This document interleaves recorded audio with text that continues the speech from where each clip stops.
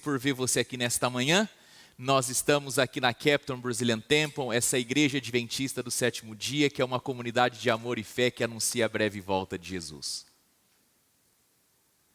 Eu tenho muitas razões para estar feliz nesta manhã. Mas eu confesso que uma das que mais me toca agora é por ver você na igreja. Que Deus os abençoe ricamente.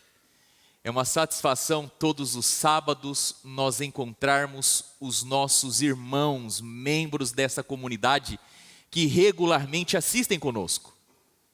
Mas eu fico muito feliz por saber que existem alguns que estão passando por aqui, nos visitando. As circunstâncias e situações são diversas. Alguns estão nos visitando como fazem regularmente, outros estão pela primeira vez. Que Deus abençoe a todos. Seja muito bem-vindo à casa de Deus e se sinta muito bem-vindo no nosso meio. Uma vez mais eu gostaria de dar um pequeno lembrete, e esse lembrete é especialmente aos nossos irmãos, batizados nessa igreja e que são membros regulares aqui da Capton Brazilian Temple. Ao nós terminarmos o nosso culto nesta manhã, depois do momento da oração dos pais pelos filhos, eu preciso que você permaneça aqui na igreja para uma reunião administrativa. Ela será breve, mas ela é importante e necessária. Peço a você que participe. Aqueles que não são membros desta igreja, você está convidado a continuar conosco nos próximos sábados, retornar à casa de Deus e que o Senhor te abençoe. Quero convidar você a abrir a sua Bíblia comigo no livro de Deuteronômio, Deuteronômio capítulo 6. Nós vamos ao livro de Deuteronômio, no capítulo 6, em continuidade à nossa série, sendo cheios do Espírito Santo. Nesta manhã, eu estou começando um sermão dividido em duas partes. Eu vou estar pregando hoje uma primeira parte, e na semana que vem eu estarei terminando o que eu vou começar hoje. E depois eu vou fazer a última último sermão desta série, que tem que ver com o Espírito Santo e os jovens. Então, hoje eu vou falar sobre o Espírito Santo e a família, parte 1. Semana que vem, o Espírito Santo e a família, parte 2. E depois, o Espírito Santo e os jovens, e aí eu termino. E a nossa próxima série, a começar em agosto, vai ser informada dentro em breve para você. Livro de Deuteronômio, capítulo 6, verso 4 até o verso 9, nós lemos assim: Ouve, Israel, o Senhor nosso Deus, Ele é o único Senhor. Amarás, pois, o Senhor teu Deus de todo o teu coração, de toda a tua alma e de toda a tua força. Estas palavras que hoje te ordeno estarão no teu coração. Tu as inculcarás a teus filhos, e delas falarás assentado em sua casa, e andando pelo caminho, e ao deitar-te, ao levantar-te. Também as atarás como sinal na tua mão, e te serão por frontal entre os olhos, e as escreverás nos umbrais da tua casa e nas tuas portas. Amém. Eu amo a Bíblia, louvado seja Deus pela palavra do Senhor. A Bíblia é um livro completo, para todos os aspectos e esferas da nossa vida. A Bíblia tem algo a nos comunicar, nos revelar. E nessa manhã, na nossa igreja, nós vamos ver o que a Bíblia tem que falar para com a família. Deixa eu fazer uma pergunta a você. Quantos aqui têm como animalzinho de estimação? Eu quero a ajuda dos meus amigos aqui que o controle não está funcionando. Quem aqui tem um cachorrinho de estimação? Levanta a mão. Pode levantar a mão. Ok, grande parte. Sabe que nesse país, 80% das pessoas que têm um animal de estimação, um pet, elas têm um cachorrinho. E eu diria que não apenas aqui, mas do país que nós vemos no Brasil, possivelmente a proporção seja a mesma. A maioria das famílias que têm um animalzinho de estimação tem um cachorrinho. Lá na nossa casa, nós estamos sonhando em termos o nosso cachorrinho também. Dentro, em breve, espera em Deus, nós teremos. Nós gostamos de animais. Agora, pergunto a você, o que te parece você ter como animal de estimação um tamanduá? Você conhece alguém que tem como animal de estimação um tamanduá? Eu confesso a você que eu não conheço, embora existam pessoas que têm como pet um tamanduá. E a minha pergunta para você é a seguinte: embora 80% das pessoas que têm um animalzinho, um pet, tenham cachorros, embora quem tenha um tamanduá seja um grupo bem pequenininho, uma minoria, você acha que pelo fato de você ter um tamanduá e não um cachorro ou algum outro animal, isso traria problemas sociais e políticos para você? Ser parte de uma pequena minoria, dona de um tamanduá, traria algum problema de ordem social e político para você? Acredito que não. Agora, o que te parece se você ser uma minoria? Queridos, eu quero pedir gentilmente ao pessoal que está lá atrás, aqui não está funcionando. Eu preciso da atenção e concentração de vocês. Quando eu apertar aqui, se não funcionar, vocês mudam aí, tá bom? Então vamos lá. O que parece a vocês se você agora for parte de uma minoria que tem uma crença, um valor pessoal fundamentado na Bíblia? Você é uma minoria agora não por ter um tamanduá. Você é uma minoria porque você professa uma fé que tem uma crença, que tem um valor que é bíblico. E por isso você é uma minoria. Você enfrentaria, por isso, algum problema político ou social? Por exemplo, você é um jovem universitário, uma menina ou menino que está no college, e você se posiciona dentro da classe de biologia, que você, diferente da maioria que é evolucionista, você é um criacionista. Isso traria para você, por exemplo, problemas de pressão de grupo, sim ou não? Se você dentro do college afirma que a intimidade entre homem e mulher é unicamente para aqueles que se dão ao casamento diante de Deus dos homens, e você se abstém de deitar com um homem, com uma mulher, por conta da sua fé, você é uma minoria, isso te colocaria em problemas sociais e políticos, sim ou não? E por quê? Por que ter um tamanduá, ser uma minoria, não coloca você em problemas políticos, não coloca em você com pressão de grupo, mas por que você se posicionar ao lado da sua crença de um valor cristão bíblico, isso te coloca em problemas? Queridos, infelizmente, de cada 10 jovens que entram no college, apenas 3 saem de lá afirmando ainda serem cristãos. E a minha pergunta para você nesta manhã é por quê?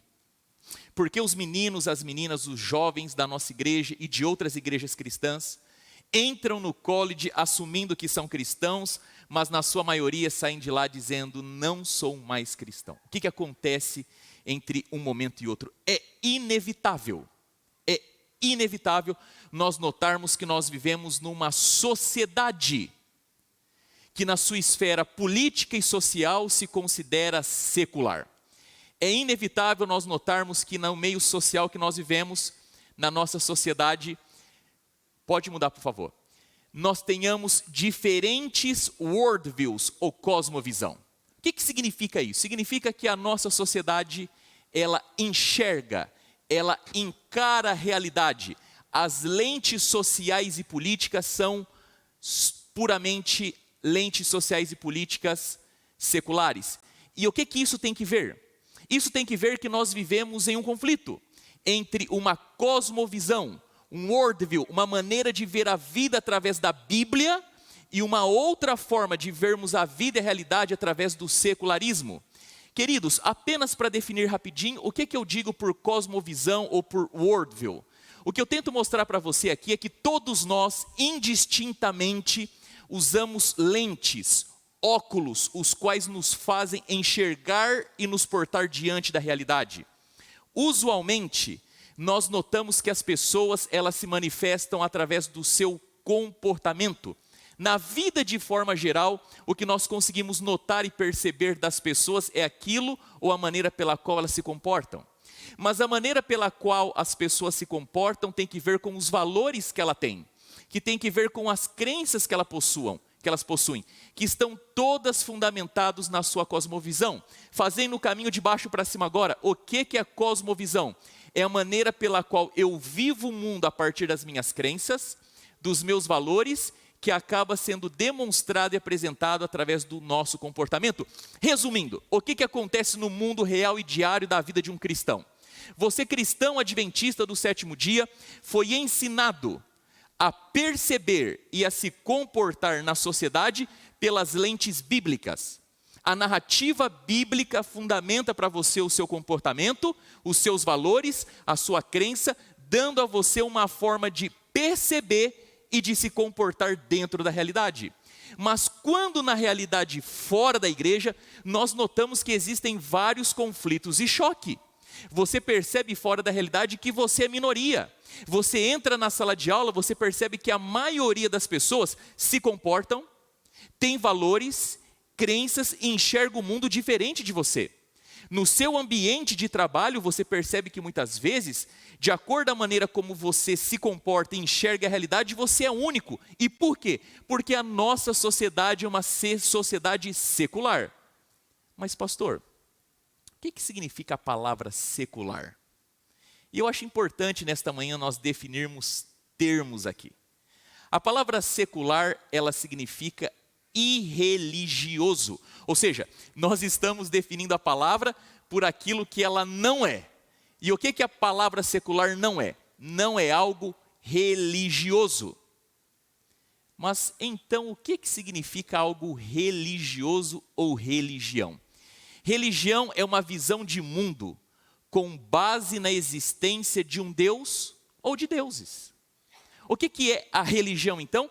É quando você assume que existe um Deus ou que existem deuses. Pastor, eu sempre ouvi falar que religião é religar. É verdade. De acordo com o latim, a palavra religião vem da palavra religare, que significa conectar, juntar, reunir uma coisa a outra que foram desconectados. No entanto, nesse momento, eu estou falando de religião no sentido social, no sentido político, dentro da nossa sociedade. A nossa sociedade é uma sociedade secular. O que isso significa? Significa que na vida social e política, nós eliminamos a religiosidade. Nós agimos ou procuramos agir de forma neutra e isenta da religião. O que é religião? Religião é quando você estabelece a existência de um Deus ou de alguns deuses. E qual que é a implicação na prática quando você assume que existe um Deus ou alguns deuses? Na prática, o que acontece é o seguinte: quando você assume que existe um Deus ou que há deuses, você assume que a religião ela tem um caráter autoritativo, autoridade na religião. Por quê? Porque a religião geralmente ela descreve, explica a realidade e ela dá as respostas corretas de como se vive na realidade. Em outras palavras, por que da religião? A religião, em contexto social e político, ela parte do pressuposto da existência de um Deus. Esse Deus, ele se revela de alguma forma, explica e descreve a realidade e dá para você as formas, as maneiras de como viver dentro dessa sociedade. No entanto, querido, o cristianismo, a fé que nós professamos, ela é sim uma fé manifestada e baseada em um certo senso de autoridade. Por quê? Porque nós cremos em um Deus que define o certo e o errado e que revelou a sua vontade através das Escrituras. Ou seja, se você é um cristão, você acredita que existe um Deus, você acredita que esse Deus descreve, explica a realidade, ou seja, ele diz como a realidade é, por que a realidade é assim e mais, ele te fala a forma certa, correta, a errada e não própria de viver a realidade. E se você quiser entender mais sobre esse contexto, sobre a palavra secular, é simplesmente olhar como a sociedade funciona. Deixa eu contar algo para você que talvez que é conhecido da maioria de nós. Quando a gente estuda a história das civilizações antigas, a maior parte delas sempre teve, junto do governo estatal e político, a adoção de algum Deus ou de alguma religião. Quando a gente estuda as histórias das civilizações, nós notamos que o líder político geralmente, ele impõe também uma liderança religiosa ou ele coloca um Deus como Deus a ser obrigado a ser adorado naquele povo? Os Estados Unidos, o nosso país, ele na sua fundação quebra esse paradigma. Porque os Estados Unidos, já na sua fundação, ele decide ser um país politicamente e socialmente secular. Quando você lê a Constituição dos Estados Unidos, ela afirma o seguinte: o Congresso não fará nenhuma lei a respeito do estabelecimento de uma religião ou proibindo o livre exercício dela. Lembrando a você que os Estados Unidos, ele surge como nação, em partes fruto de um grupo de pessoas protestantes religiosas que fogem de uma igreja que os está perseguindo. E ao fundar e estabelecer esse país, eles procuram ter uma nação da qual ela não tenha rei e uma igreja que não tenha um papa, ou seja, uma nação sem rei, um estado sem um papa, sem uma liderança religiosa que vai governar a vida das pessoas. Essa chamada cláusula de estabelecimento da primeira emenda, ela queria evitar que o Estado tivesse uma religião ou uma igreja oficial e queria evitar que o Estado obrigasse as pessoas a seguir determinada religião ou impedir as pessoas de exercer a sua própria fé. Em outras palavras, quando os Estados Unidos é fundado, no seu espectro religioso, ou melhor, no seu espectro político-social, os Estados Unidos quer dar todo o direito e liberdade de religiosidade para as pessoas de forma geral. O país, ao fundar a sua Constituição, ele não queria proteger o Estado das pessoas religiosas. Ele estava procurando proteger as pessoas religiosas do avanço do Estado sobre elas, dizendo claramente: no nosso país, nós não temos uma igreja oficial ou uma igreja estatal. No nosso país, você tem a liberdade de escolher ser religioso ou não, e sendo religioso, qual religião você seguir. Só que, com o passar do tempo, no avanço e no deslocamento da sociedade, as pessoas começaram a entender isso de forma um tanto quanto diferente daquilo que era proposto original. Não sei se você vai concordar comigo, mas geralmente nós entendemos como um não muito apropriado. Alguns dizem que não é nem muito ético. Quando ao você falar, abordar determinado assunto, você não dizer e expressar que você está abordando aquele assunto porque vem da sua convicção religiosa. Nós somos ensinados e doutrinados a inclusive compartilharizarmos a nossa vida. Igreja é uma coisa, fé é uma coisa, Deus é uma coisa, negócios, estudos, trabalho é outra coisa. Nós somos meio que ensinados a inclusive darmos as nossas opiniões, manifestarmos o nosso pensamento, mas tentando ao máximo evitar de dizer que isso é porque você acredita de acordo ao sim diz o Senhor, porque isso vem da sua religião. Mas, queridos, eu preciso de lembrar que esse país, eu estou dando o exemplo aqui dos Estados Unidos, quando ele é fundado, ele não tinha como interesse fazer com que as pessoas deixassem a sua vida e o seu pensamento religioso afastado da vida pública. O interesse daqueles que escreveram essa Constituição é fazer com que o Estado não invadisse o direito religioso das pessoas. Mas isso nunca foi intenção, impedir que você, como uma pessoa religiosa, se privasse de emitir as suas opiniões, expressar o seu ponto de vista e pontuar as suas convicções também porque você é religioso e acredita alguns assuntos de acordo com a palavra do Senhor. Alguns pensam, inclusive, deixa eu usar esse exemplo aqui, que nós poderíamos ver a vida social como essa massa de torta. Você já ouviu assim, na vida política, na vida social, nós temos que ser neutros. Nós temos que buscar a neutralidade. Nós temos que olhar e ver que a sociedade ela é diversa, ela é plural, e por isso nós temos que ser neutros. Se a gente vai conversar sobre um assunto, nada de você querer colocar a sua agenda religiosa, a sua confissão bíblica. Vamos olhar a sociedade e entender que devido à pluralidade e diversidade, vamos ser neutros. Acontece, queridos, que é impossível você ser neutro.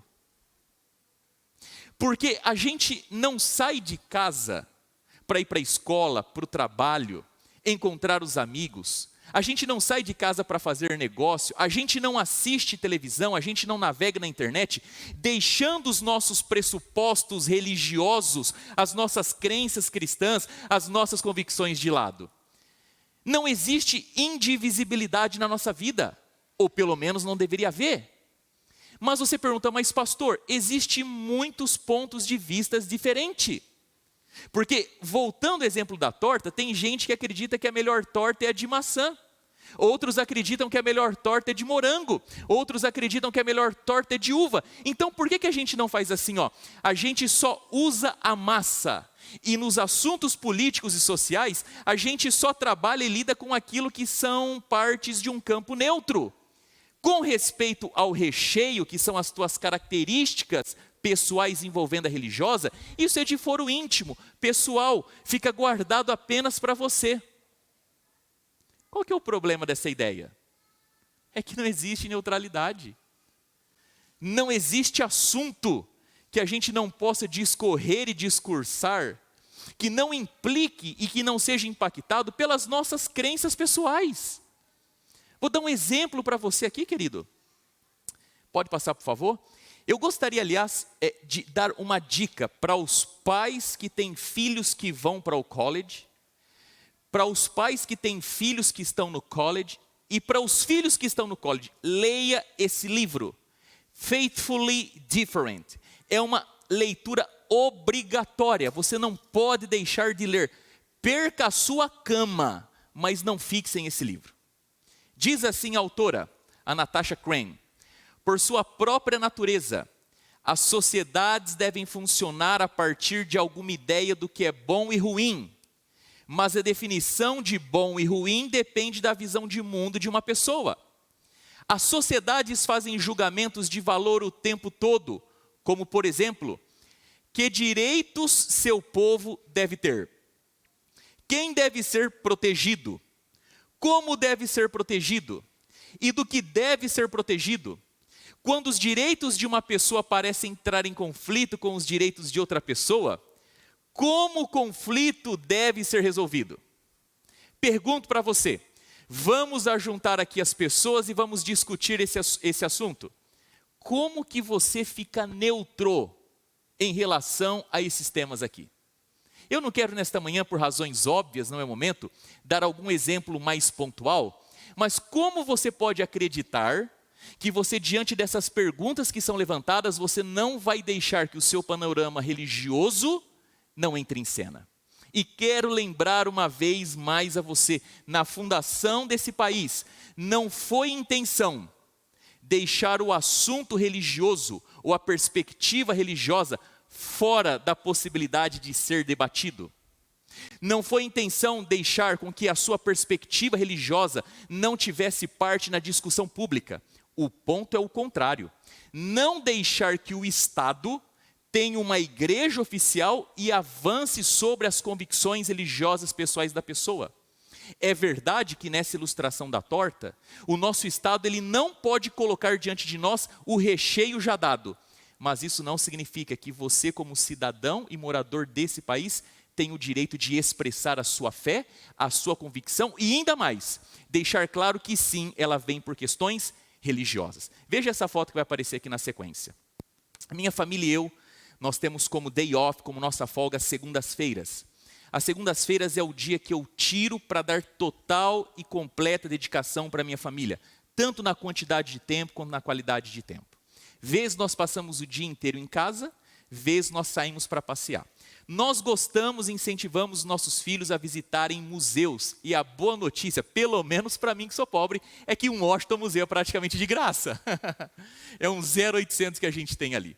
E nessa segunda-feira nós decidimos visitar 2 museus ali em Washington. Um nós já tínhamos ido já, um outro não. E esse daqui é um museu de história das ciências naturais, ok? Os nossos aventureiros recentemente estiveram lá.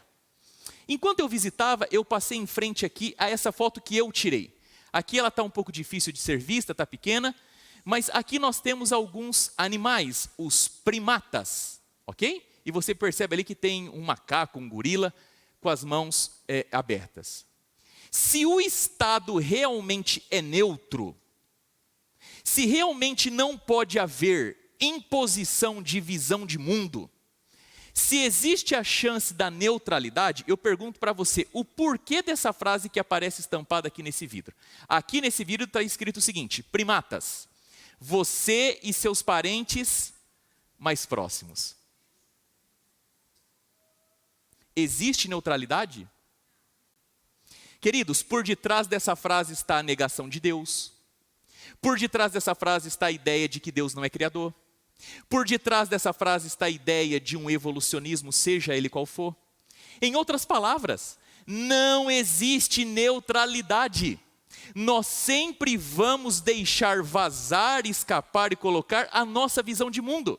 E a nossa visão de mundo, a nossa worldview, que comporta os nossos comportamentos, as nossas crenças e os nossos valores, sempre vão ou não estar alicerçados na palavra de Deus ou não. Mas sabe qual é o problema? O problema é que quando a nossa visão de mundo, a nossa maneira de enxergar as coisas, não estão abalizadas na autoridade da Bíblia, não significa que elas estão sem autoridade. Significa uma coisa só, que elas estão sob a autoridade de quem? Do eu. Quando a autoridade da nossa visão de mundo não está na Bíblia, está na autoridade do eu. E a minha pergunta para você nesta manhã: é possível nós numa sociedade secular, num estado secular, com indivíduos secularizados, o que significa agora que não é apenas o estado que é neutro, significa que agora todo indivíduo que decidiu pelo secularismo, que todo indivíduo tem uma visão de mundo diferente um do outro, é possível nós convivermos nesse estado e exercermos a nossa fé, e por isso sermos respeitados, acatados, ouvidos, entendidos? Praticamente não. E eu te dou 2 razões para isso. A primeira razão, querido, os Estados Unidos, na sua herança fundadora, era um país habitado e colonizado e fundado por pessoas protestantes. Inclusive, saem da Inglaterra em direção a esse país para fugir de uma perseguição religiosa. Embora decidiram fundar um Estado secular, o tecido social, o tecido religioso da população era praticamente o mesmo e um só. As pessoas eram cristãs. Além de serem profundamente conhecedoras da Bíblia, elas concordavam na maioria dos tópicos, na maioria dos assuntos. A sociedade naturalmente convergia em igualdade e em concordância para muitos dos assuntos que hoje nós quebramos a cabeça. Só que de algumas décadas para cá, nós estamos passando por um grande declínio religioso. Os indivíduos, as famílias, as escolas e, acredite se quiser, as igrejas estão se afastando, indo para longe da Bíblia. Tenho dito aqui sobre a ignorância do conhecimento da palavra de Deus. E o que isso causa na vida da sociedade? Se nós no nosso tecido social não mais nos concordamos, nos entendemos e temos mesmo que a mesma estrutura, e cada um começa a ter uma opinião e pensar diferente, nós começamos como nação, nós começamos como igreja, como família, como indivíduos, a nos separar, nos segregar. E cada vez fica mais difícil um cristão manter, expor e colocar diante da sua sociedade as suas crenças e os seus valores. Mas tem um outro problema aí também. Um outro problema vem porque, além do declínio da igreja, da Bíblia, dos valores que nos trouxeram até aqui, nós temos chamado na nossa sociedade hoje um negócio chamado militância. Já ouviu falar sobre militância? Gente que vezes sutilmente, meio que escondidos, vezes bem presentes e abertos, estão lutando uma agenda.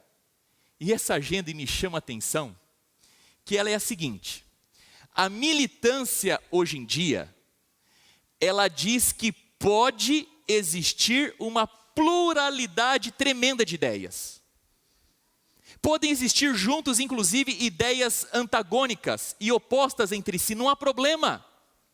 O meio acadêmico diz que nós vamos à academia, inclusive, para termos o debate de ideias, discutirmos as diferentes versões dos mesmos fatos. Mas por que você não pode ser cristão e expressar a sua fé no meio acadêmico? Mas por que no dia a dia, quando você quer falar sobre o seu posicionamento, você não pode falar que isso vem da sua base religiosa? Por uma razão. Porque aí fora, no secularismo, é possível você ter um caldeirão cheio de boas ideias, ainda que sejam antagônicas. Mas o cristianismo, não. E por quê? Porque Jesus um dia disse assim: eu sou o caminho, a verdade e a vida, e ninguém vai ao Pai senão por quem? Por mim. Jesus não deixou espaço para mais ninguém. O cristianismo, queridos, entre alguns aspectos da sua singularidade, não deixa mais espaço para mais ninguém. Ou você enxerga a realidade, explica, descreve e entende o certo e o errado à luz da Bíblia, ou segundo a Bíblia, está errado. Então, a militância enxerga o cristianismo como uma erva daninha que impede o crescimento de lindas e belas ideias no jardim das cosmovisões ou dos worldviews, como você quiser. E hoje em dia nós temos a realidade onde a mudança orgânica da vida religiosa do cidadão americano, onde o crescimento e a pressão agressiva por abafar as vozes cristãs religiosas, tem feito com que a gente cada vez mais, como minoria, sofra uma série de retaliações e pressões. E os pais com filhos na escola sabem o que eu estou dizendo. Esta semana, não daqui da nossa comunidade, conversando com um amigo desse país, ele me disse que o seu menininho, olha só, o menino não chegou no middle school, não chegou, ainda está no fundamental. A professora falou assim: olha, você pode ser o que você quiser.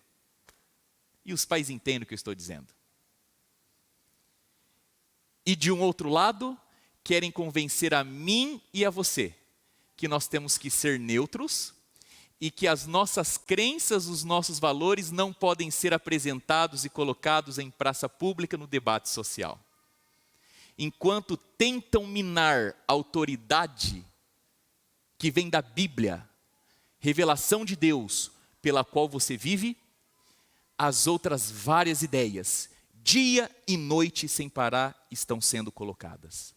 E hoje nós vivemos na tirania do eu, onde cada cabeça é uma sentença, onde cada indivíduo se sente no dever, na obrigação de militar por alguma coisa, e no caso do cristianismo, de abafar a voz cristã. Mas olha, eu não estou aqui nesta manhã para levantar um grupo de militantes cristãos. Eu não estou aqui nesta manhã para dizer para você agora se levantar aqui, pegar um megafone, um monte de placa e ir para protesto ou começar a gritar sobre a sua fé. Não é isso. Eu estou aqui porque eu preciso responder uma pergunta e trazer uma solução. Por que, por exemplo, de cada 10 jovens cristãos que entram no college, apenas 3 saem de lá dizendo: eu ainda sou cristão? Por que isso acontece? e como a gente não deixar que isso seja parte da nossa vida e da nossa família. Queridos, primeiro ponto que eu gostaria de dizer a você, querido pai, querida mãe, querido menino, querida menina, é que o secularismo, eu gosto muito da frase de um pastor amigo, pastor Mateus, diz assim: o secularismo é a divisão da vida de uma pessoa em várias áreas que não estão conectadas entre si. A religião se torna uma dessas áreas que pode e deve ser ignorada. O que é o secularismo na prática? É você compartilharizar a sua vida. Amigos, negócios à parte. Religião, política e futebol a gente não discute. Como se nós pudéssemos escolher para onde nós levamos algumas coisas, de onde retiramos outras, e existem áreas que a gente não coloca o dedo. O secularismo tenta colocar na nossa ideia que religião é de foro íntimo, pessoal, e que deve ser exercido apenas na sua vida privada e familiar. E hoje, inclusive para com as crianças, tentam nos convencer de que a gente tem que deixar. A criança pode fazer o que quiser do corpo, mas você, pai e mãe, não tem o direito de colocar sobre ela os valores e os deveres morais que ela tem de acordo com a Bíblia. E o primeiro ponto que eu gostaria de dizer aqui, especialmente aos pais. Querido pai, querida mãe, preste atenção no que eu vou lhe dizer. Se você pegar o seu menino e a sua menina, e por uma necessidade e em amor, melhor, nesse caso não vou dar um bom exemplo, vou dar um mau exemplo. Se no momento de fúria, de raiva, de irritação, você pega o seu filho e a sua filha e dá umas chineladas, uma cintada, não estou apoiando e aprovando isso, estou apenas dando um exemplo. E mesmo que fique uma marquinha, você pode ter certeza que passado as horas, os dias, especialmente se você chegar com seu filho e conversar, a tendência é que ele esqueça e tudo se resolva, ok? Num cenário normal, não estou falando de abuso, de agressão, de violência. Mas se tem uma coisa que marca e fere profundamente e deixa marca na vida dos nossos filhos, é um negócio chamado incoerência. Os nossos filhos suportam chinelada, cintada, varinha de marmelo, castigo, mas incoerência fere a alma, cria confusão, gera revolta na vida dos nossos filhos. E geralmente, nós descobrimos isso tardiamente, e meio que sem chance ou possibilidade de nós resolvermos essa questão. Estou dizendo isso, querido pai, querida mãe, para que, por favor, em nome do Senhor Jesus, você não viva a sua religiosidade como um aspecto entre outros mais da vida, do qual por vezes é mais importante os negócios do que a religião, é mais importante o trabalho do que a religião, é mais importante o dinheiro do que a religião, é mais importante os teus planos pessoais do que a religião.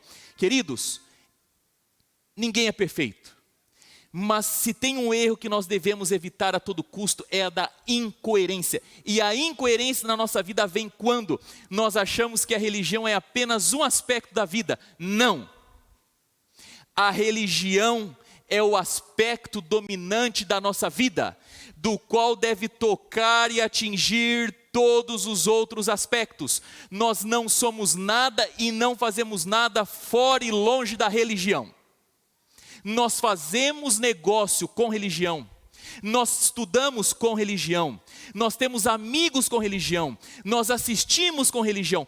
Tudo que nós fazemos pautado na autoridade do assim diz o Senhor, de acordo com a Bíblia, amém? Não pode haver na nossa vida nada que esteja fora ou diferente daquilo que nós confessamos e acreditamos. Querido pai, querida mãe, nós erramos e muito. Está aqui o meu filho como prova de que eu erro. Mas nós não podemos viver a incoerência da vida religiosa. Mas eu gostaria nesta manhã de apontar para você uma solução que eu acredito que pode nos ajudar e muito. Vamos voltar para a Bíblia. Porque a solução que nós precisamos, ela sempre está na Bíblia. E nós aqui nesta manhã vamos olhar o que a palavra do Senhor, o nosso Criador, tem a nos dizer sobre como nós podemos, como família, através do Espírito Santo, ajudar os nossos filhos e filhas na nossa caminhada cristã. O texto diz assim, nós já lemos, vamos ler novamente. Ouve, Israel, o Senhor, nosso Deus, é o único Senhor. Qual que é a primeira palavra que aparece no texto? Você pode repetir comigo? Qual que é? Ouve. Você tem aí um verbo na sua forma imperativa, na segunda pessoa do singular. Ouve. Queridos, na sequência, o texto diz que nós temos que ouvir sobre quem ou as palavras de quem? Ouve, Israel, o Senhor, nosso Deus, é o único Senhor. Primeira mensagem é que nós devemos ouvir as palavras de quem? De Deus. E o texto ele traz aqui um atributo do Senhor. O texto diz que Deus é quem? É único. O texto está dizendo para mim e para você, querido, sobre a unicidade de Deus. Não existe um outro Deus. Só existe quantos deuses? Um Deus. Só existe um Deus. Não existe outro Deus. O texto aqui ele fala duplamente. Ele fala que no sentido da realidade pragmática, como ela é, não existe nenhum outro Deus. Existe um só. Mas nas entrelinhas o texto diz assim: se um dia no seu coração se levantar algum tipo de Deus que é falso, não deixe que ele tome conta da sua vida. Não deixe que o trabalho, o dinheiro, os projetos pessoais, a beleza, o consumo, os estudos, tomem o lugar que é exclusivamente de quem? De Deus, que é o único Deus que existe. Então, a verdade fundamental que diz o texto, a verdade fundamental é que existe quantos deuses? Um Deus. Essa é uma verdade fundamental, só existe um Deus. Só que o texto traz em cima dessa verdade fundamental, um dever fundamental. Qual que é o dever diante da ideia dessa verdade fundamental? O que eu tenho que fazer com esse Deus? Como? Amar a Deus, exatamente, amar a Deus. A verdade fundamental, existe apenas um Deus. O dever fundamental é você amar a Deus. Só que eu preciso te fazer uma pergunta nessa manhã. Como que a gente ama a Deus? Como que se ama a Deus? Como que a gente pode amar a Deus? Sabe, queridos, a Bíblia ela é autoexplicativa. Nós não precisamos de sair dela para entendermos o que ela está dizendo. O texto começou dizendo para nós, ouve. Queridos irmãos, de acordo com a gramática da Bíblia, o original, a palavra ouvir, ela tem diretamente uma relação com o obedecer. Em outras palavras, o texto está dizendo assim para nós, diante da existência de um único Deus verdadeiro, você deve amá-lo. Só que você só pode amar a Deus verdadeiramente se você ouvi-lo. Mas não tem como você ouvir os mandamentos de Deus e não obedecer os mandamentos de Deus. Porque você ouvir a Deus e não obedecê-lo é a mesma coisa que você ouvir e não amá-lo. E lembrando que aqui o contexto é um contexto de aliança. E em contexto de aliança, amar alguém não significa simplesmente um sentimento, uma paixão, um algo emotivo. Significa que você agora sobre esse indivíduo vai expressar através da obediência irrestrita um amor ilimitado que Ele concedeu a você. Queridos irmãos, me entendam bem, Deus te ama ilimitadamente. E diante da eleição de Deus, diante da remissão que Deus deu a você dos seus pecados, o que Deus espera diante de um amor irrestrito é obediência irrestrita e limitada. Então Deus está dizendo assim, a mim, a você, através do Israel lá atrás. Se vocês querem viver no meio dessa sociedade secular e querem proteger a casa de vocês e os filhos de vocês, ensinem os seus filhos a ouvirem estas palavras. E ao ouvirem estas palavras, ensinem os seus filhos a amar a Deus. E ao ensinar os seus filhos a amarem a Deus, ensina os seus filhos a obedecerem a Deus. Queridos, quando nós lemos aqui o texto continua e diz que nós devemos amar a Deus de que forma? Com todo o nosso coração, de toda a nossa alma e de toda a nossa força. E o que significa coração, alma e força? Deixa eu abrir um parênteses e dizer algo aqui a você. Talvez isso aconteça só comigo e não aconteça com você. Talvez seja muito pessoal e particular, mas se acontecer com você, fica aqui mais um que está lutando contra isso. Eu às vezes subestimo muito a Bíblia. Às vezes eu vou ler a Bíblia e eu não dou a ela o seu devido lugar e importância na vida, sabe? Às vezes eu leio a Bíblia e não consigo perceber a profundidade, a grandiosidade, a beleza, a perfeição da palavra do Senhor. Eu não sei você, mas às vezes eu me aproximo da Bíblia de forma muito leviana, desconsiderando que aqui existe as palavras ou a palavra do Senhor do universo. E quando eu paro atentativamente para ler a Bíblia, eu vou descobrindo que esse livro, ele é muito mais profundo e belo do que eu imagino. Por que Deus colocou, quando você vai amar a Deus, ama a Deus com o seu coração, ama a Deus com a sua alma, ama a Deus com a sua força? Queridos, a primeira palavra aqui é a palavra coração, do original a palavra leb, que significa não simplesmente o órgão que nós carregamos lá do esquerdo do peito, mas coração na Bíblia é a sede do nosso intelecto, é um lugar onde reside as nossas emoções. O coração aqui é o lugar onde nós exercemos a nossa vontade. Deus está dizendo assim, você vai me amar com todo o exercício da sua razão e da sua emoção, que na sua mente não exista nenhuma sinapse, que não exista nenhum neurônio, nenhum hormônio, que não existe nenhum tipo de processamento emocional ou racional que não esteja diretamente subordinado, ligado a mim. Não deve existir espaço na nossa mente, queridos, para nada mais que não seja o Senhor. Deus deve ocupar o centro da nossa razão e o centro da nossa emoção, mas o texto diz mais. O texto diz que a gente tem que amar a Deus também com toda a nossa alma. Pastor, o que significa alma aqui?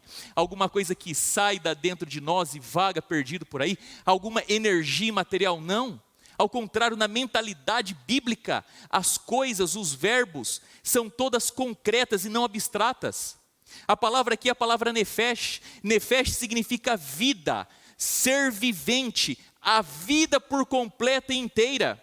O texto está dizendo, quando você for me amar, você vai me amar com toda a sua mente, no seu lado racional e emocional, mas você vai me amar com a sua vida inteira. Não exista espaço na sua vida que pode ficar longe do meu amor ou longe da possibilidade de me amar. É um amor sem nenhum tipo de reserva. Mas o texto fala também que junto disso a gente vai ter que amar a Deus com toda a nossa força. Mas pastor, a gente já ama com toda emoção, a gente já ama com toda razão, a gente ama com toda a vida inteira. Sobrou mais alguma coisa? Sobrou. É interessante que essa palavra força aqui, meod, ela aparece só aqui e em 2 Reis 23:35, falando sobre força. Inclusive Reis está ecoando essa expressão. Porque essa palavra aqui, na verdade, ela é um advérbio. E um advérbio, ele serve geralmente para modificar o verbo. Essa palavra onde você está lendo força, ela significa na Bíblia muito, extremamente. O texto aqui traz duas possibilidades. É como se o texto estivesse dizendo assim, ó, você vai me amar com a sua mente, com a sua vida inteira, muito, extremamente. Queridos, Deus não está falando assim para você, ó, você vai me amar, e está de boa. Deus não está dizendo assim, ó, ama do jeito que dá. Deus não está dizendo, faça o teu melhor e está tudo certo. Deus não está dizendo assim, ó, pegue algumas partes, algumas coisas da sua vida, outros deixa de fora e me ame. Deus está dizendo, você vai me amar com tudo e muito, extremamente. E a outra possibilidade aqui da palavra força é que você vai me amar com a sua mente, na sua emoção, na sua razão. Você vai me amar com a sua pessoa inteira, com o ser que vive em você.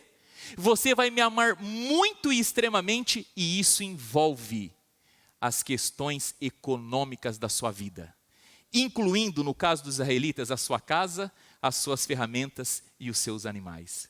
Em outras palavras, o texto está dizendo assim, você, ao me conceber como Deus da sua vida, você precisa de entender que só existe lugar para um, até porque não existe um outro Deus. E diante de mim, você vai me amar. E você só consegue me amar se você me ouvir, escutar do que eu tenho para te falar. Mas não adianta você ouvir se você não obedecer. E aqui eu tenho uma trinca. Nós vamos ouvir a Deus, nós vamos amar a Deus e nós vamos obedecer a Deus. Queridos, sabe o que aconteceu quando o povo de Israel leu e entendeu isso? Eles falaram assim, ó, agora a gente tem que fazer o que com essas palavras à luz de Moisés? Veja o que está escrito comigo no verso de número 6. Estas palavras, palavras do livro de Deuteronômio, que hoje te ordeno, estarão no teu coração.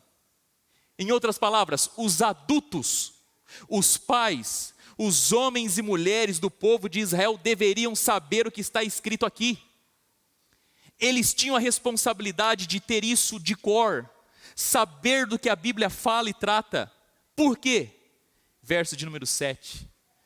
Tu as inculcarás a teus filhos, e delas falarás assentado em sua casa e andando pelo caminho, ao deitar-te ou levantar-te. Também as atarás como sinal na tua mão, e te serão por frontal entre os olhos, e as escreverás nos umbrais da tua casa e nas tuas portas. Por que os adultos deveriam saber das palavras que estão em Deuteronômio? Porque eles deveriam ensinar isso a quem, queridos? A quem? Aos filhos, às crianças, juvenis, adolescentes, aos jovens. Estas palavras que hoje te ordeno devem estar no teu coração. E sobre essas palavras você constrói a sua vida e a sua família. E você vai gastar e investir tempo ensinando isso às tuas crianças, aos seus juvenis, adolescentes e jovens. E sabe o que eles fizeram? Além de trazer essas palavras para o currículo educacional das crianças, além deles conversarem na mesa sobre esse assunto, além deles pelo caminho e conversando sobre isso, eles também criaram duas coisas interessantes. Pode passar de novo, por favor. Eles criaram a primeira delas, um filactério. Sabe o que é um filactério? A imagem aqui, queridos, não está muito boa. Filactérios são essas pequenas caixinhas que ficam amarradas nessa fita de couro. Os filactérios eram caixinhas que carregavam exatamente essas palavras aqui. E aliás, essas palavras que nós estamos lendo hoje, um judeu ortodoxo, todos os dias, de manhã e à tarde, ele repete essas palavras. E o seu desejo é que na sua morte essas palavras estejam na sua boca. Nesse filactério havia essas palavras. Eles andavam então com esse filactério bem aqui na frente da cabeça. E de tempos em tempos eles voltavam e repetiam essas mesmas palavras. Não bastasse os filactérios, eles também criaram as mezuzas. Mezuzas é quando nos umbrais, nos batentes da porta, eles colocavam ali porções dessa palavra para que eles pudessem estudar. Em outras palavras, queridos, o povo de Israel entendeu que se eles quisessem ser uma nação próspera, rica, abençoada, se eles quisessem que os filhos e a família andassem nos caminhos do Senhor, era indispensável que essas palavras estivessem dia e noite, na mente, no coração, durante todo o caminho e inclusive dentro de casa. E assim eles iam de geração em geração, passando toda essa tradição que nos trouxe até aqui. Mas pastor, a gente não vive mais lá com o povo de Israel. A gente vive aqui. Não dá para mandar criança com o filactério para a escola. Casa que eu moro nem é minha, como é que eu vou sair pregando um monte de pedaço da Bíblia pelas portas, pastor? Queridos, é fato que muita coisa mudou, mas uma continua a mesma. Assim como o povo de Israel sempre esteve cercado por povos pagãos, que usados pelo inimigo queria a destruição do povo de Israel, nós continuamos vivendo em meio ao paganismo e o secularismo que querem invadir e destruir a nossa família. E como que a gente pode fazer? Queridos, a senhora Ellen White nos traz luz sobre esse texto. E ela diz assim, pode passar por gentileza. Se já houve um tempo em que toda a casa deveria ser uma casa de oração, agora é esse tempo. Prevalecem a incredulidade e o ceticismo. Predomina a iniquidade. A corrupção penetra nas correntes vitais da alma e irrompe na vida a rebelião contra Deus. Escravas do pecado, as faculdades morais estão sob a tirania de Satanás. A alma torna-se joguete de suas tentações. E a menos que se estenda um braço poderoso para o salvar, o homem passa a ser dirigido pelo arque rebelde. Um texto escrito há mais ou menos 150 anos atrás, que é mais atual do que o jornal de hoje de manhã.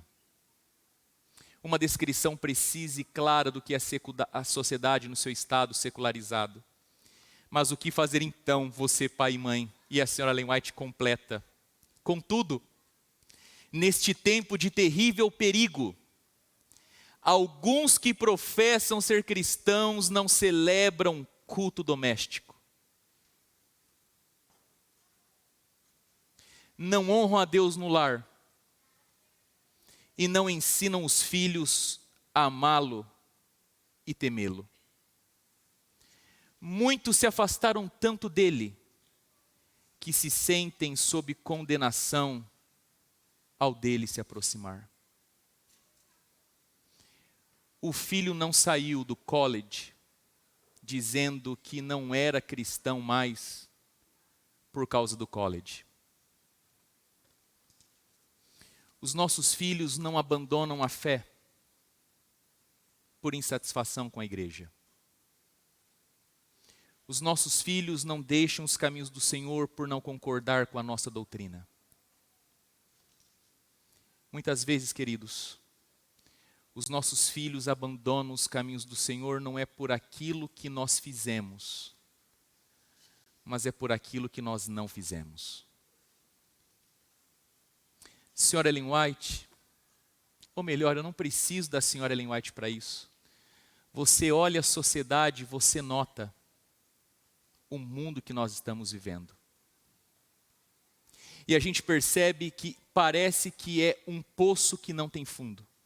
Quando a gente acha que chegou no fundo do poço, parece que alguém cavou mais fundo ainda. E a senhora Ellen White diz, e parece que com tudo isso, alguns ainda não fazem o culto familiar. E ela termina dizendo que a gente, por não ensinar os nossos filhos a amar a Deus, não ensinar os nossos filhos a temer a Deus, chega um momento que parece que eles estão tão longe, mas tão longe, que qualquer contato, aproximação com as coisas de Deus é quase impossível. Eles vão tão longe que parece que quando tentam se aproximar, vem a Deus como os condenando e não como os amando. E agora nesta manhã, querido, eu preciso aqui dizer para você, pai e mãe, mas eu quero dizer para você, marido e mulher que não tem filhos ou que não tem os filhos na sua casa. Eu preciso dizer para você que é família uniparental, um senhor ou uma senhora, que viúvo ou viúva, divorciado ou divorciada, existe na vida do crente um hábito, um mandato, uma tradição, uma fortaleza chamada culto familiar. Um momento que nós trazemos a nós e aqueles da nossa casa juntos, para a luz das Escrituras e da Bíblia, nós descobrirmos a beleza e a profundidade de quem é Deus. E juntos, à luz da Bíblia, das Escrituras, da oração, da música, nós ensinarmos uns aos outros de casa a amarmos a Deus com tudo da nossa vida, com tudo aquilo que a gente tem, com tudo aquilo que a gente é. Deixar claro para os nossos filhos que não existe nada na vida deles que Deus não é Senhor, que não existe nada na nossa vida que não esteja nas mãos de Deus, que não existe uma decisão, um hábito, um centavo, um segundo, que nós não submetemos ao assim diz o Senhor. Isso a gente faz no culto familiar, de manhã, de noite, todos os dias. E muitos de vocês, eu estou olhando para alguns, me perguntaram, pastor, como então que a gente faz culto familiar? Eu já assisti palestra, já assisti seminário, eu já tentei de várias formas, mas parece que não dá. E aqui entra a segunda parte do meu sermão, que é na semana que vem, quando a gente vai falar sobre como fazer o culto familiar. Mas agora eu gostaria de falar um pouco, para eu terminar, a sua emoção e a sua razão. Gostaria de falar a sua mente ao seu coração. Queridos, há 3 anos atrás, pela primeira vez, os meus pais vieram aqui nos visitar. Foi a primeira vez deles nos Estados Unidos e foi a primeira vez que nós nos vimos depois que nós chegamos aqui. Eu me lembro que num domingo, a Ingrid precisava de estudar, mas eu estava ok de sair. E eu saí com os meus pais, a quem eu muito amo, e saí com o Martin e com a Lauren. Os meus filhos chegaram aqui bem pequenininhos, como muitos de vocês aqui. O Martin chegou com 5 aninhos, a Lauren com 3 aninhos. Naquele momento, a Lauren, ela tinha 4 aninhos. 4 aninhos, bem pequenininha. E nós fomos para uma loja dessas de artigos diversos, de roupa. Sabe como é? O brasileiro chega aqui, ele quer tirar vantagem de alguns descontos, de algumas promoções. E nós fomos num domingo de neve para uma dessas lojas grandes que vocês conhecem aqui. E a gente estava andando por ali. Meus pais, eu e os meus 2 filhos. Na verdade, naquele momento, quem estava comprando era só os meus pais. Eu mesmo só acompanhando, só olhando de longe. E eu me lembro que, enquanto a gente andava por ali, minha mãe às vezes queria ir por um lado ver coisas de mulher. O meu pai de um outro lado querendo ver coisas de homem. E eu no meio do caminho com o Martin e com a Lauren. E às vezes para a gente se organizar melhor, a gente se dividia. Um fica com o Martin, outro fica com a Lauren, ou um fica com os 2. E eu tendo que cuidar de todos os outros 4, sempre. Mas teve um momento que a gente começou a caminhar, o meu pai e eu, junto com o Martin, e fomos para longe da minha mãe e da Lauren, ali naquela loja. E quando nós voltamos, eu olhei para minha mãe, eu vi que estava faltando alguma coisa. Eu vi que estava minha mãe, mas não tinha a Lauren. Queridos, acho que vocês pais já passaram por esses segundos, minutos, da sensação de ter perdido um filho. E eu te digo, é desesperador. Não é? É desesperador. Te dá uma loucura, uma aflição, um medo. As pernas, ao mesmo tempo que elas começam a ficar fracas, elas começam a se movimentar. E eu vi que a minha mãe percebeu também a mesma coisa, que a Lauren não estava com a gente. E a minha mãe já saiu desesperada. Não deu tempo nem de racionalizar que a Lauren não estava conosco, ela já começou a chorar. E a gente saiu caminhando para lá e para cá desorientado. Quase que agora perdendo o Martin, para tentar achar a Lauren. e de repente vem uma pessoa sorrindo, gentilmente, com muito carinho, de mãos dadas com a Lauren, que chorava também, por ter se perdido de nós.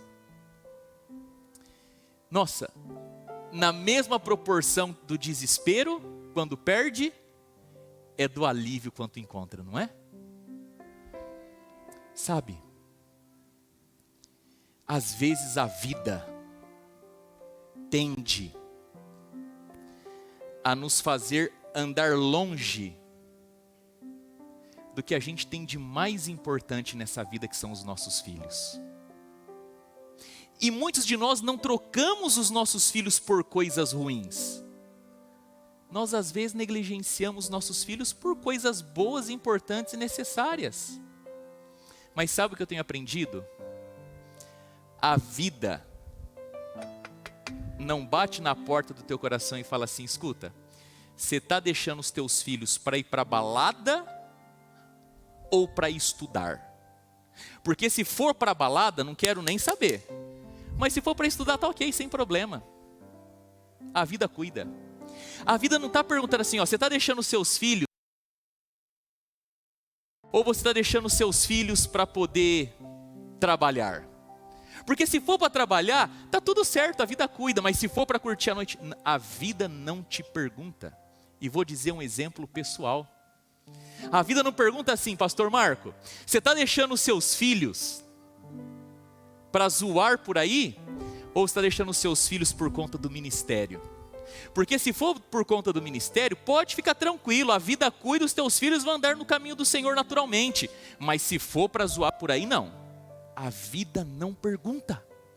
Seja o que for a fatura, a conta chega da mesma forma.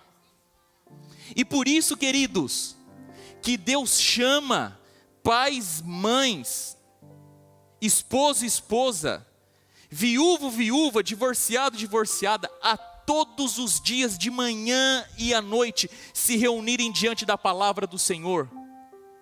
Porque é ali que a gente evita de perder as coisas mais importantes da nossa vida. Porque vai chegar um dia que tudo que a gente vive, tudo que a gente faz, vai ser sintetizado em uma pergunta: aonde estão os filhos que eu o quê? Te dei. Aonde estão os filhos que eu te dei? Queridos, nesta manhã, eu gostaria de pedir a você que se una a mim em oração durante esta semana. Na semana que vem eu vou falar a nós, não que eu vou trazer a solução, a explicação para tudo, mas eu quero falar sobre o culto familiar. Mas eu gostaria que antes nós orássemos, para que o Espírito Santo primeiro nos convença de que na nossa casa, de manhã e ao final do dia, a gente não pode terminar um dia sem erguermos o altar ao Senhor e chamarmos os nossos filhos, o nosso esposo e a nossa esposa e dizer: na nossa casa, nós ouvimos, nós obedecemos, porque nós amamos extremamente com tudo da nossa vida ao Senhor. Tem algum pai ou mãe aqui nesta manhã que pelos olhos ou pelo coração chora por um filho ou por uma filha que anda longe do Senhor? Tem aqui um pai e uma mãe que, diante do que foi exposto aqui, pastor, não é falta de vontade nem de tentativa, mas parece que em casa não dá. Você acha que Deus te pediria alguma coisa impossível? O impossível, Deus mesmo cuida e faz. Se Deus te pediu algo, é porque é possível. Talvez o que falte é um pouco de instrução, orientação e perseverança. E eu queria nesta manhã orar também pelos pais que estão falhando, negligenciando os filhos e o culto familiar. E gostaria de orar por aqueles pais e mães que estão com o culto em cima, que estão todos os dias lutando e fazendo para que isso não acabe, não baixe o nível e para que isso continue por todos os dias. O Robson vai cantar uma música aqui para nós nesta manhã. Deus, Ele é o coração do nosso lar. E eu gostaria de convidar 3 pessoas a virem aqui na frente nesta manhã. Eu gostaria de convidar pais e mães que querem interceder pelos filhos que estão longe dos caminhos do Senhor. Eu quero convidar que venham nesta manhã pais e mães que sentem no coração que estão negligenciando, estão sendo omissos, não estão vivendo assim, diz o Senhor, estão vivendo uma vida incoerente, mas querem nesta manhã reconciliar-se com Deus e trazer para o coração o desejo de colocar os filhos e a família nos caminhos do Senhor. Eu quero chamar aqueles pais e mães que querem reconsagrar aquilo que têm feito e querem fazer mais. Enquanto Robson canta, queridos, com certeza o Espírito Santo passa pelo nosso meio, no nosso coração e nos convida a uma decisão nesta manhã. E se o Espírito Santo tocar o seu coração, eu quero convidar você a vir aqui à frente, na presença do Senhor, para que depois dessa música a gente possa orar juntos, pela nossa família, pelo nosso lar.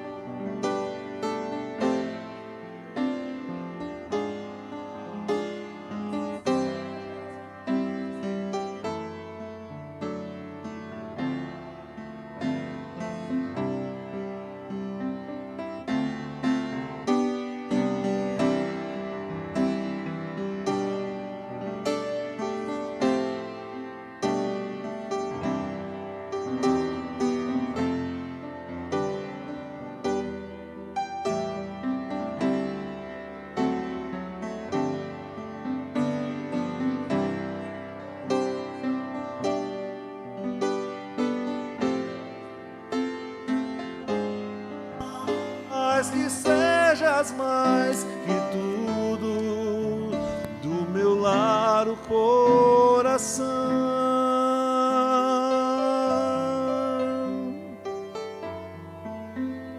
do meu lar o coração.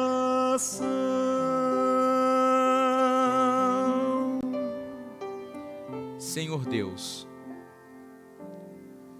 um segundo que a gente perde um filho é um sentimento desesperador. Porque os nossos filhos devem ser a parte mais bonita da nossa vida. E eu sei que nesta manhã existem pais e mães desesperados com a condição dos filhos. Na nossa igreja, nós intercedemos pelos filhos afastados e distantes, porque nós reconhecemos que o Evangelho é o poder de Deus para salvar aos seus filhos.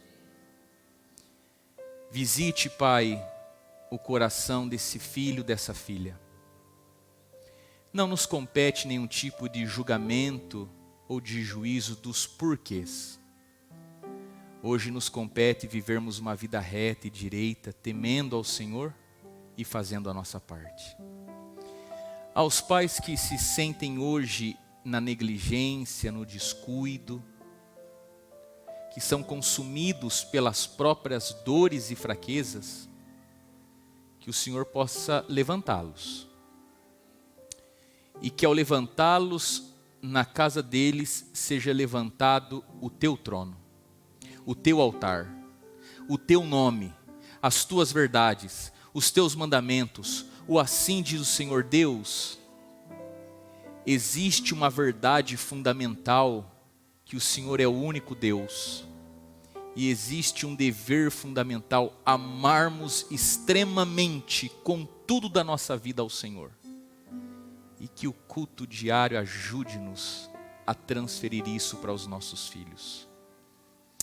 Aos pais que estão, Pai, gozando do esforço, da dedicação, estão felizes com o que estão fazendo, que o Espírito Santo potencialize a vida deles.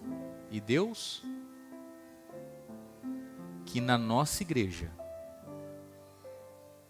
para a honra e glória do teu nome, só exista a porta de entrada e jamais de saída. Ou que a única porta de saída seja daqui para a missão e da missão para o céu. Em nome, no amor de Jesus. Amém e amém. Que Deus os abençoe. Povo de Deus, que a bênção do Senhor esteja sobre todos. Um bom e feliz sábado. Eu peço gentilmente para os irmãos da nossa igreja permanecerem aqui. Os demais fiquem à vontade. Que Deus abençoe, um bom sábado.